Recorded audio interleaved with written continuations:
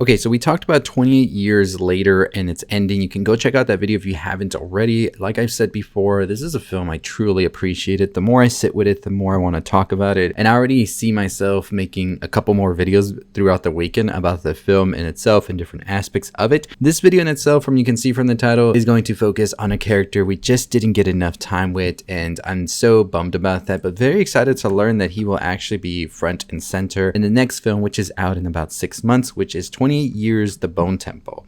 So this is going to be me talking about Jimmy and the Jimmy gang and what exactly are they doing, why do they look the way they do, and what is here happening, right? So this movie is pretty much a movie about Spike sort of coming to terms with everything that has happened in this world 28 years after, and he's a 12-year-old boy, so he really doesn't process a world before the outbreak, before Rage took over. And throughout the film we saw him take many different perspectives of people who went through it and also people who weren't there and now are trying to sort of understand it as well. And by the end of the film we see that he is on his way to form his own opinions, his own path, and sort of become an adult. And by the end of the film we have a coda of sorts where we get introduced to new characters, and these characters are the Jimmies. The Jimmies are actually taking the appearance of Jimmy Savile, who was a media personality that was huge in the UK and then eventually became very disgraced after troubling things came out about them. And we'll talk about that in a bit as well. So before we get into it, make sure you hit that subscribe button, hit the notification bell. We're here to talk about Jimmy,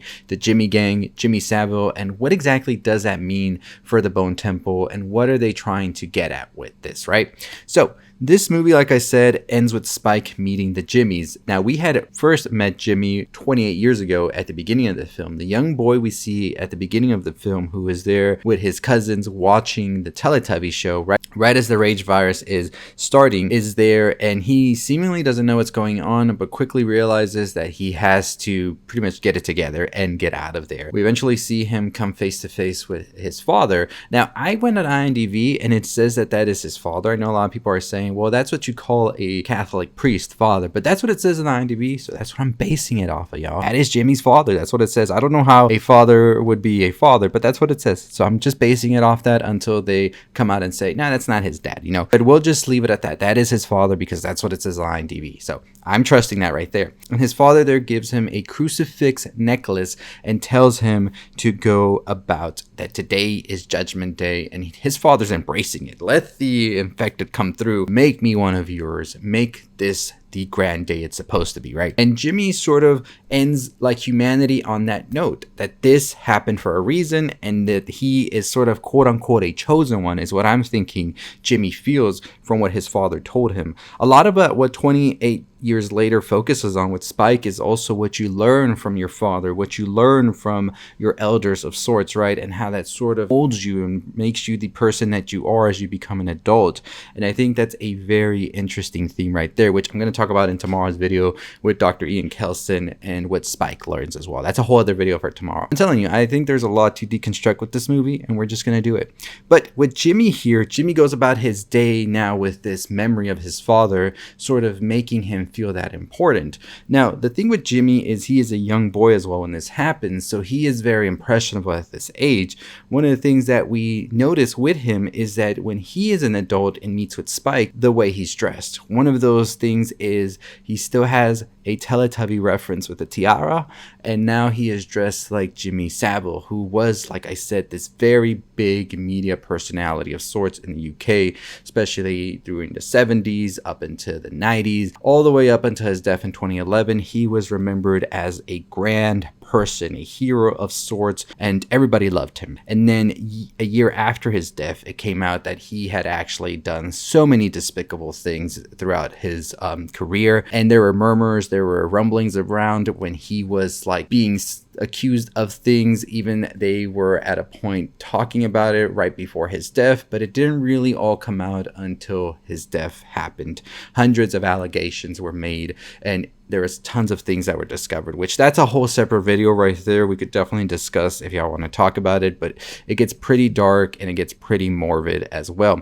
But we see that the Jimmy gang here, including Jimmy Crystal, are wearing these tracksuits, these heavy gold jewelry on their necks, these long long blonde hair, and of course it's Jimmy Savile that they are sort of representing. And the reason for that is, well, why would they be so attached to this? And I think this is a big thing about it, is because Jimmy Savile during the 70s up into the 90s had a show called Jimmy'll Fix It, where kids would write in a wish that they wanted Jimmy to like sort of talk about, right? And I think that what we see here is that maybe these young people, including Jimmy, maybe at a point saw this as well. And if you're young and impressionable at that age, maybe you feel that maybe you can find Jimmy and he'll fix this, whatever's happening with the rage virus, right? And it sort of is a sort of beacon of hope for them in a way. But it looks like we definitely see that this is turning more into a nightmare. As at this point in time in 2002, when the rage virus happened, not many people really were aware of what Jimmy Savile had been committing for decades now. So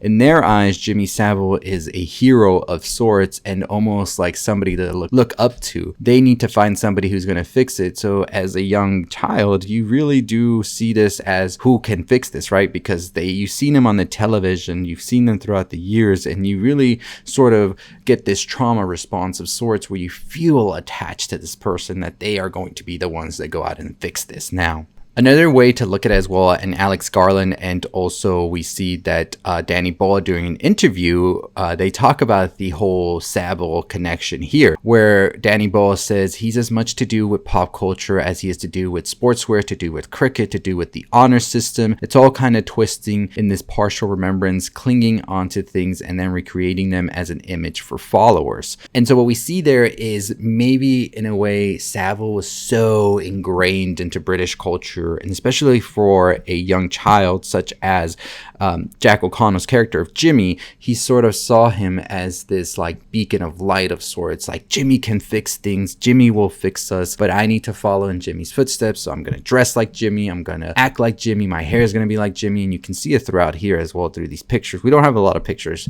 out here. Now the tiara, of course, like I said, that probably comes from the Teletubbies. At an impressionable age, something traumatic like this happens to you, you find a way to cope, and Jimmy's been out here on his own, so of course he's just going to find whatever is closest to that moment before the infection started, something that feels like a fond memory, in order to continue having hope and going forward. Now this might warp your senses in a way after time. We see that Jimmy seems pretty unstable, and the Jimmy cult has gotten pretty crazy as well, just from seeing them firsthand. Now one of the things that Garland also added is that he is sort of like a kaleidoscope, a sort of trippy, fucked up kaleidoscope is what he says. And he also talks about selective memory as well, which is something that I think we see a lot in our society today, with people having a selective memory of the past, where they want to sort of pick things throughout that were good in the past, but don't really want to see the whole picture and just see how fucked up everything is, which Garland says it cherry picks and it has amnesia. And crucially, it also misremembers. We are living in a time right now which is absolutely dominated by a misremembered past. And if you don't remember your past, you're doomed to repeat it, right? That's a big thing right there. So I think that what we see in today's society, what Garland's talking about, is a lot of this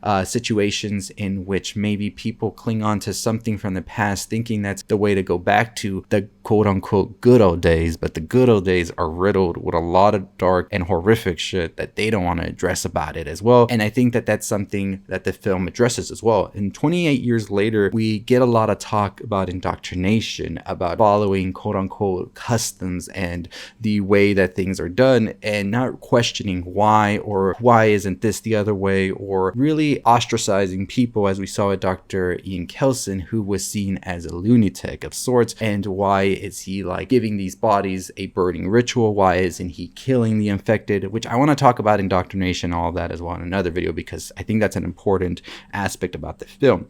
But the Jimmy gang is definitely, I think, a gang of sorts, quote unquote cult also, that has come to want to embrace everything they remember about British pop culture and put it together. And like Danny Boyle says, Jimmy Savile was pretty much the culture for a lot of British people. He was that big for them.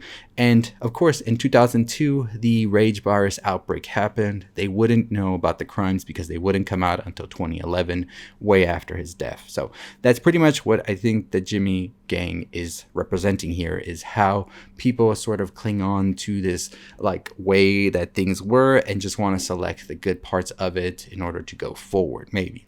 Now, what is the Jimmy gang trying to achieve ultimately?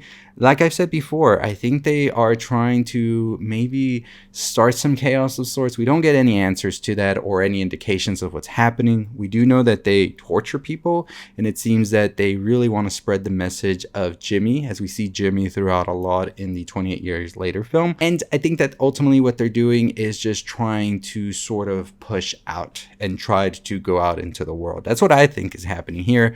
And it's interesting the very parallels that we see throughout. And I don't find it odd that the way they're introduced feels so kooky and crazy and odd.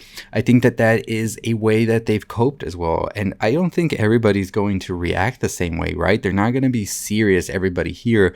In a way, we see that the way people sort of survive and go forward can look vastly different from one group to another. And of course, the Jimmy gang compared to Holy Island are so different in a way, much more unorthodox, very wacky, and you don't know if you can trust him or not, right?